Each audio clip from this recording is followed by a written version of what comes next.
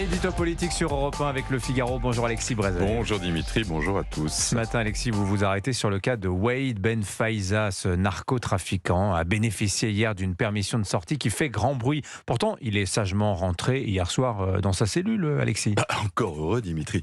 Imaginez qu'il se soit fait la belle, mais c'est tout le gouvernement qui aurait dû démissionner. Enfin, vous avez raison, ça aurait pu arriver. Pas plus tard que le 14 novembre dernier, rappelez-vous, un détenu incarcéré à Rennes, après déjà plusieurs tentatives d'évasion, a profité d'une sortie au planétarium, ça ne s'invente pas, pour disparaître vers l'infini et au-delà. En janvier, c'est un individu détenu pour violence à la maison d'arrêt de Villepinte qui a saisi l'occasion, lui, d'une sortie au musée de l'Homme pour jouer les filles de l'air. Et après cela, on dira que la culture n'est pas un moyen de s'évader. Donc oui, c'est vrai, dans le cas de Ben Faiza, on a plutôt eu de la chance, il est rentré. Mais enfin, reconnaissons que cette histoire est de bout en bout invraisemblable. Un trafiquant de drogue, classé parmi les plus dangereux de France, qui s'est déjà évadé avec la complicité d'un commando armé, qu'on enferme pour ce motif dans la prison la plus sécurisée du pays, et qui est libéré, contre l'avis du parquet et du directeur de la prison, pour se rendre sans escorte à un entretien d'embauche en TGV, alors que sa peine est très loin d'être terminée, et qu'il aurait très bien pu passer ce fameux entretien, pour dans 4 ans, en visioconférence. Et tout cela parce qu'un obscur juge d'application des peines a jugé que ce serait bon pour sa réinsertion. Mais on se pince, on hallucine.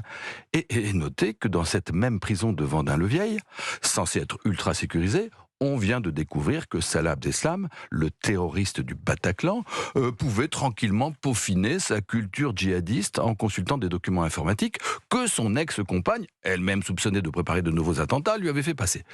Tout cela serait à rire si ce n'était à pleurer. Et quand je dis pleurer, ça n'est pas un mot en l'air. Pourquoi donc, Alexis ? Parce que derrière cette mansuétude inépuisable pour les coupables, cette indulgence infinie envers les criminels, il y a des victimes qu'on oublie. Alors je sais bien que M. Dupond-Moretti nous explique avec sa grosse voix qu'il faut s'accommoder de l'incompréhensible, que critiquer si peu que ce soit les décisions de l'autorité judiciaire, c'est commettre le crime imprescriptible de remise en cause de l'état de droit. Mais enfin, ces victimes, ces parents de victimes n'en peuvent plus de ces libérations à mi-peine, de ces sanctions jamais exécutées, de ces interdictions d'entrer en contact toujours ignorées, de ces mesures d'éloignement systématiquement méprisées, de ces dispositions de suivi jetées au panier.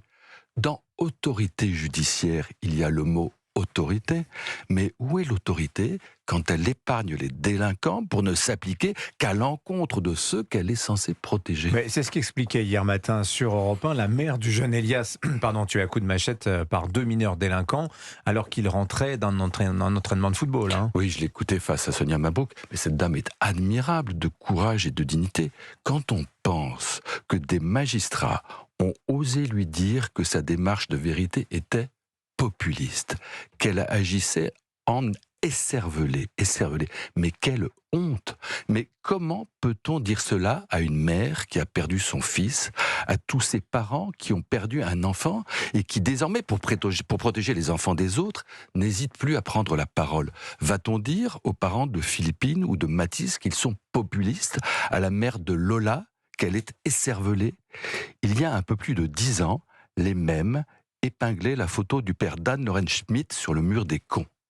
La justice, rappelons-le, est censée être rendue au nom du peuple français, pas contre lui. L'édito politique sur Europe 1. Merci Alexis Brézet.